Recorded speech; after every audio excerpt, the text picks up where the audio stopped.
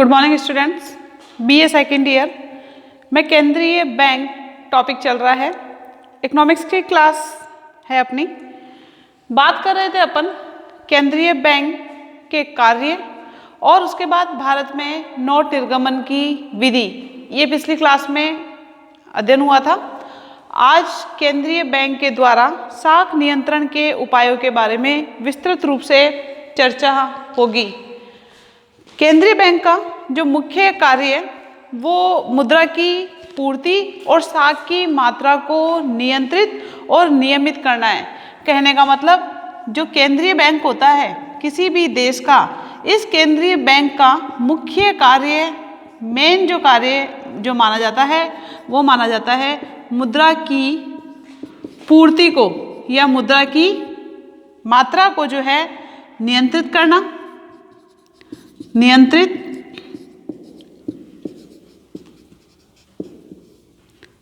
करना और साथ में साख की मात्रा को नियमित और नियंत्रित करना होता है। नियमित और नियंत्रित करना, क्योंकि कोई भी देश की जो अर्थव्यवस्था होती है उस अर्थव्यवस्था में मुद्रा की मात्रा और साख की मात्रा के द्वारा ही अर्थव्यवस्था को स्थिरता प्रदान की जाती है। अर्थव्यवस्था में स्थिरता होना बहुत ही आवश्यक है। अगर अर्थव्यवस्था स्थिर नहीं रहती है तो देश में तेजी और मंदी की स्थिति आने के कारण अर्थव्यवस्था में और बहुत सारी समस्याएं उत्पन्न हो जाती है। तो केंद्रीय बैंक का जो मेन कार्य होता है मुद्रा की पूर्ति को नियंत्रित करना होता है और साख की मात्रा को नियमित और नियंत्रित करना। ये दो मेन कार्य इसमें पाए जाते हैं या होते हैं। केंद्रीय बैंक अर्थव्यवस्था में स्थिरता बनाए रखने के लिए ये कार्य तो करता है। अब बात करते हैं अपन अर्थव्यवस्था में व्यापार चक्र की स्थिति कैसी होती है। ये जो मैं आपको सीधी लाइन बना के दे रही हूँ ये स्थिरता को बताती है। एक्स एक्स पर वर्ष शो होते हैं। ये सीधी लाइन जो होती है अर्थव्यवस्था की स्थिरता को शो करती है। अब ये देखिए आप, यहाँ से ये नीचे गया, फिर ये ऊपर गया, फिर ये नीचे गया, ये ऊपर गया। इट मीन्स अर्थव्यवस्था में स्थिरता नहीं है, अर्थव्यवस्था में तेजी और मंदी की स्थिति आ रही है। ये जो टॉप की स्थिति होगी ये तेजी की स्थिति कहलाती है, जिसको आप महंगाई की स्थिति बोल सकते हो या मुद्रास्फीति की स्थिति बता सकते हैं। यानी तेजी यानी कीमतों में लगातार बढ़ना मुद्रास्फीति की स्थिति को शो करता है। और जब अर्थव्यवस्था में मुद्रास्फीति बढ़ती है, कीमतें लगातार बढ़ रही है, तो मुद्रा की वैल्यू क्या होती है? कम होती है। इसी प्रकार जब अर्थव्यवस्था में ये नीचे वाली स्थिति है, ये नीचे वाली स्थिति मंदी की स्थिति कहलाती है या अविस्फीति की स्थिति कहलाती है। अविस्फीति की स्थिति कहलाती है। कीमतों का लगातार गिरना, तो अर्थव्यवस्था में ना तो मुद्रास्फीति सही है ना अर्थव्यवस्था में अविस्फीति सही है। दोनों की अगर अपन बात कर दें कि महंगाई या मुद्रास्फीति या अविस्फीति की तुलना में ज़्यादा खतरनाक कौन सी स्थिति होती है, तो मंदी की स्थिति या अविस्फीति की स्थिति अर्थव्यवस्था के लिए ज़्यादा खतरनाक होती है।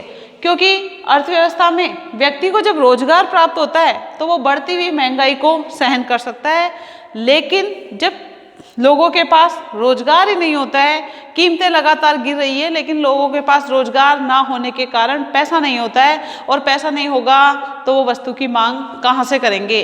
कहने का मतलब अर्थव्यवस्था में बेरोजगारी छा जाती है। तो महंगाई की तुलना में अविस्फीति को ज़्यादा खतरनाक समझा गया है। तो इन स्थितियों को, इन दोनों स्थिति अर्थव्यवस्था में ना आए, अर्थव्यवस्था में स्थिरता की स्थिति बनी रहे, इसके लिए केंद्रीय बैंक के द्वारा मुद्रा की मात्रा और साख की मात्रा को नियंत्रित और नियमित किया जाता है।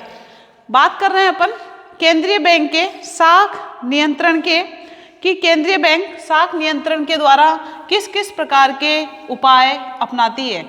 इसके बारे में चर्चा करने से पहले अपन सबसे पहले ये आपको पता होना चाहिए कि अगर अर्थव्यवस्था में अस्थिरता की स्थिति है, चाहे वो तेजी के रूप में हो चाहे वो मंदी के रूप में हो, इस स्थिति में जो उपाय अपनाए जाते हैं वो किस किस के द्वारा उपाय अपनाए जाते हैं। तो अर्थव्यवस्था में स्थिरता प्रदान करने के लिए केंद्रीय बैंक के द्वारा मौद्रिक उपाय अपनाए जाते हैं। कौन से उपाय? मौद्रिक उपाय अपनाए जाते हैं।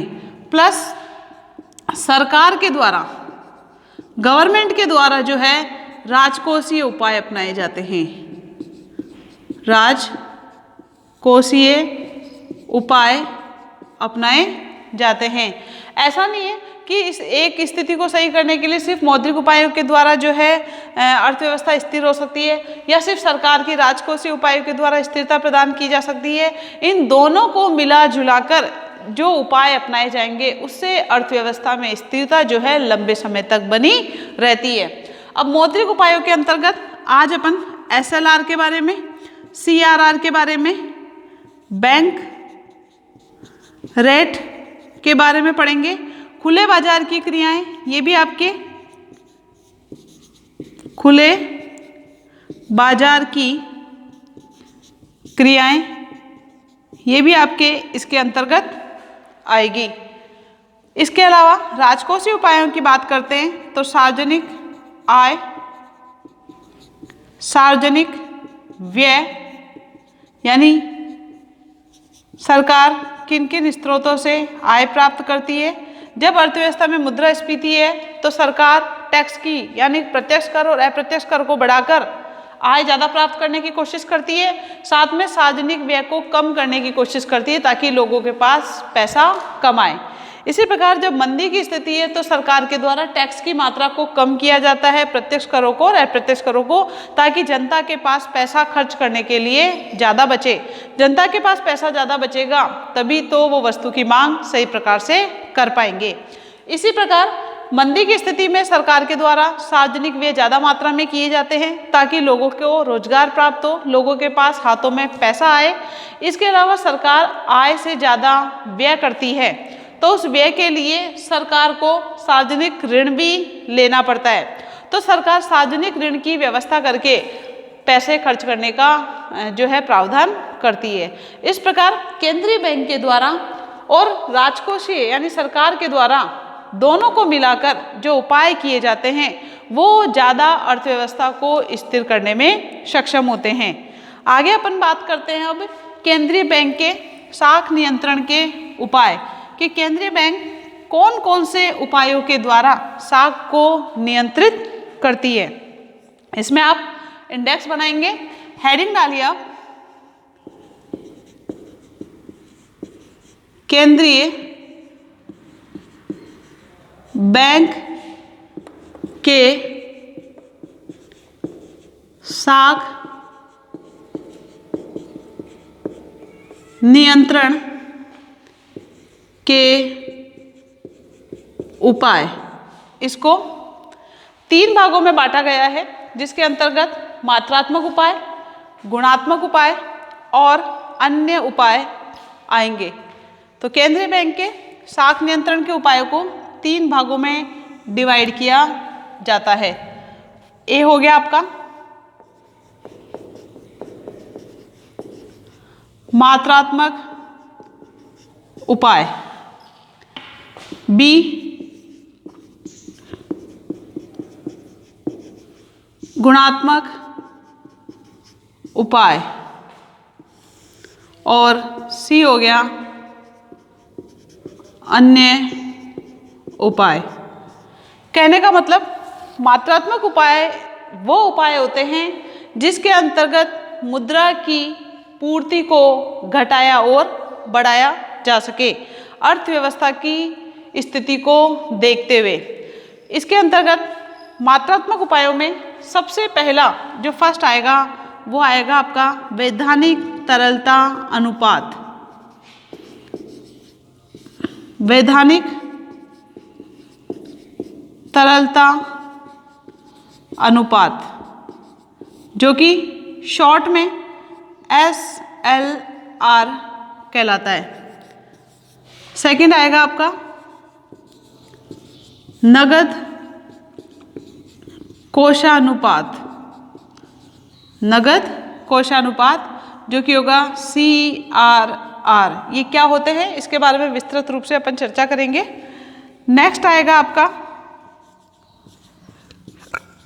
बैंक दर, बैंक रेट जिसको बोलते हैं। 4 आएगा आपका 4th नंबर का, खुले बाजार की क्रियाएं। खुले बाजार की क्रियाएं यानी किस प्रकार केंद्रीय बैंक जब अर्थव्यवस्था में तेजी की स्थिति होती है तो किस प्रकार केंद्रीय बैंक जो है प्रतिभूतियों को खरीदता है बैंकों के मार्फत। तो जनता का पैसा बैंकों के मार्फत रिजर्व बैंक के पास आ जाता है, और जब मंदी की स्थिति होती है तो केंद्रीय बैंक क्या करता है, प्रतिभूतियों को बेचता है ताकि रिजर्व बैंक का पैसा बैंकों के मार्फत जनता के पास आ सके। इस प्रकार मात्रात्मक उपायों के अंतर्गत ये आपके वैधानिक तरलता अनुपात, नगद कोषानुपात, बैंक दर की बात कर रहे हैं अपन वो, इसके अलावा खुले बाजार की क्रियाएं और एक साख मॉनिटरिंग व्यवस्था। साख मॉनिटरिंग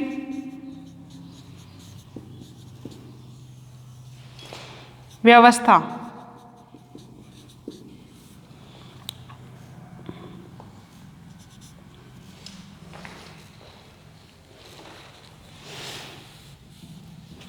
मात्रात्मक उपायों के अंतर्गत आएगी।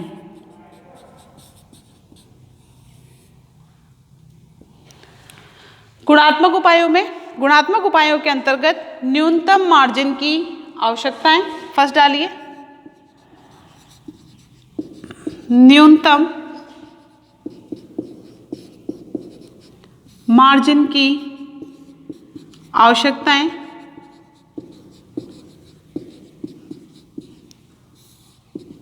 सेकंड हो जाएगा उधार की न्यूनतम दरें, उधार की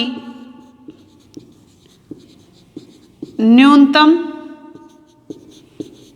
दरें, और नेक्स्ट होगा उधार की अधिकतम दरें। उधार की अधिकतम दरें कहने का मतलब अर्थव्यवस्था में स्थिरता लाने के लिए इन गुणात्मक उपायों को अपनाया जाता है कि किस प्रकार उधार की न्यूनतम दरें कितनी फिक्स की जाए, उधार की अधिकतम दरों को कितना बढ़ाया जाए। ये सारी चीज़ें आपकी जो है गुणात्मक उपायों के अंतर्गत आती है।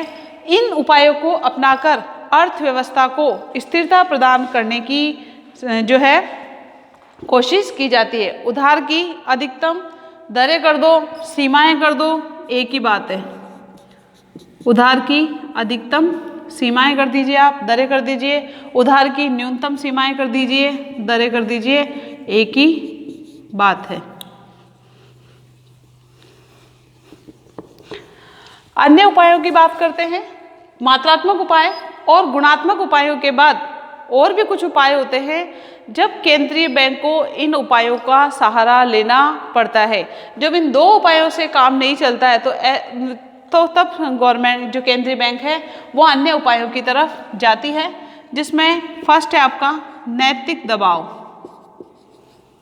नैतिक दबाव,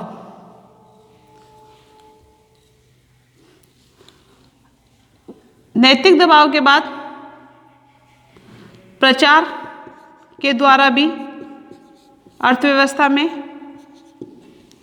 बैंकों को सावधान किया जाता है, बैंकों को बताया जाता है।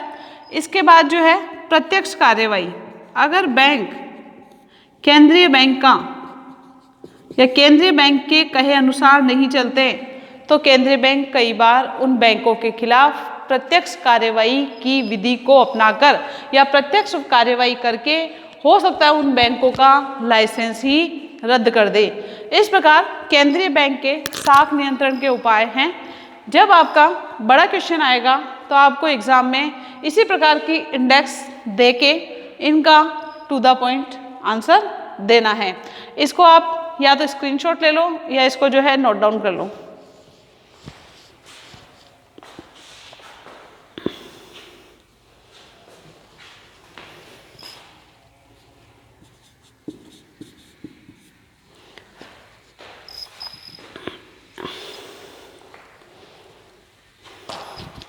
मात्रात्मक उपायों को सामान्य उपाय भी बोला जाता है। सामान्य उपाय, मात्रात्मक उपायों को सामान्य उपाय भी बोला जाता है। बात करते हैं अपन मात्रात्मक उपायों की। मात्रात्मक उपायों में सबसे पहले बैंक दर को लेंगे। कैसे भी ले सकते हैं, ऐसा कोई दिक्कत नहीं है कि आप SLR को भी पहले ले सकते हैं, CRR को भी पहले ले सकते हैं, कुछ भी स्टार्ट किया जा सकता है, लेकिन स्टार्ट मात्रात्मक उपायों के द्वारा ही करना है। सबसे पहले डालिए मात्रात्मक उपाय।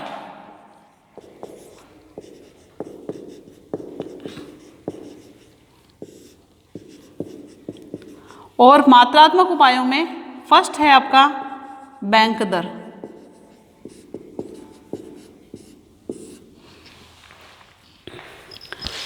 बैंक दर में कितनी ही बार परिवर्तन किया जा चुका है, ये स्थिर नहीं रहती है, ये परिवर्तित होती रहती है केंद्रीय बैंक के द्वारा।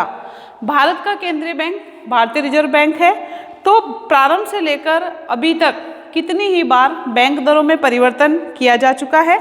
13 फरवरी 2012 से इसको 9.5% किया गया। 13 फरवरी 2012 से इसको 9.5% जो है किया गया। यह MSF, यह MSF मार्जिनल स्टैंडिंग फैसिलिटी के बराबर इसको किया गया। और ये मार्जिनल स्टैंडिंग फैसिलिटी जो है 9 मई 2011 से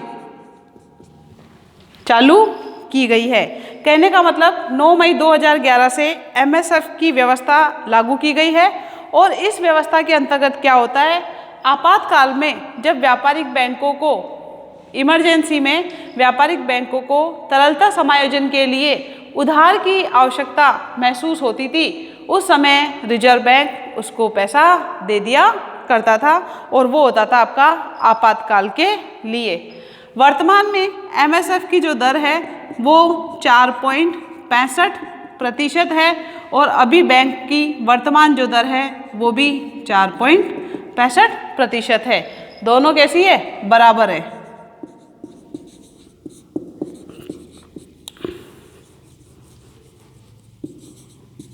वर्तमान में बैंक दर 4.65% है। कई 9.5, 6%, इस प्रकार इसमें लगातार परिवर्तन किए गए। वर्तमान में 4.65% है, MSF भी जो है 4.65% है, दोनों बराबर रखी गई है। बैंक दर बढ़ने के आर्थिक प्रभाव के बारे में अपन नेक्स्ट क्लास में पढ़ेंगे। अभी आज इतना ही हो पाएगा। Thank you.